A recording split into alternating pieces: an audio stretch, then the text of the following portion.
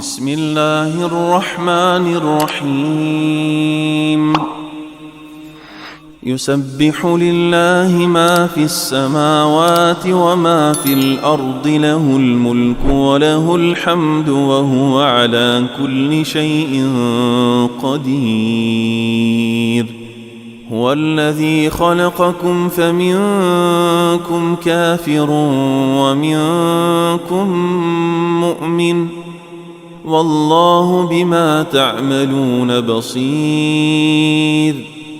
خلق السماوات والأرض بالحق وصوركم فأحسن صوركم وإليه المصير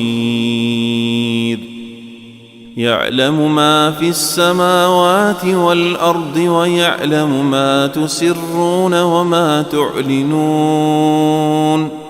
والله عليم بذات الصدور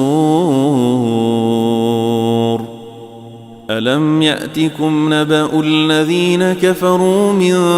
قبل فذاقوا وبال أمرهم ولهم عذاب أليم ذلك بأنه كانت تأتيهم رسلهم بالبينات فقالوا أبشر يهدوننا فكفروا وتولوا واستغنى الله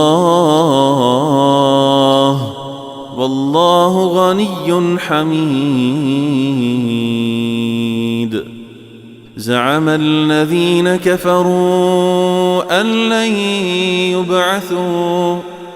قل بلى وربي لتبعثن ثم لتنبؤن بما عملتم وذلك على الله يسير فآمنوا بالله ورسوله والنور الذي أنزلنا والله بما تعملون خبير يوم يجمعكم ليوم الجمع ذلك يوم التغابن ومن يؤمن بالله ويعمل صالحا يكفر عنه سيئاته ويدخله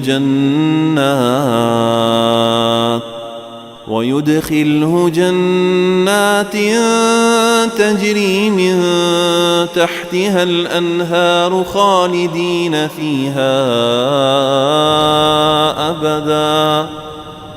ذلك الفوز العظيم والذين كفروا وكذبوا بآياتنا أولئك أصحاب النار خالدين فيها وبئس المصير ما أصاب من مصيبة إلا بإذن الله ومن يؤمن بالله يهد قلبه والله بكل شيء عليم وأطيعوا الله وأطيعوا الرسول فإن توليتم فإنما على رسولنا البلاغ المبين الله لا إله إلا هو وعلى الله فليتوكل المؤمنون يا أيها الذين آمنوا إن من أزواجكم وأولادكم عدوا لكم فاحذروهم وإن تعفوا وتصفحوا وتغفروا فإن الله غفور رحيم إنما أموالكم وأولادكم فتنة والله عنده أجر عظيم فاتقوا الله ما استطعتم واسمعوا وأطيعوا وأنفقوا خيرا لأنفسكم ومن يوق شح نفسه فأولئك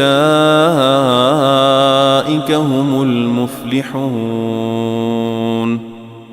إن تقرضوا الله قرضا حسنا يضاعفه لكم ويغفر لكم والله شكور حليم عالم الغيب والشهادة العزيز الحكيم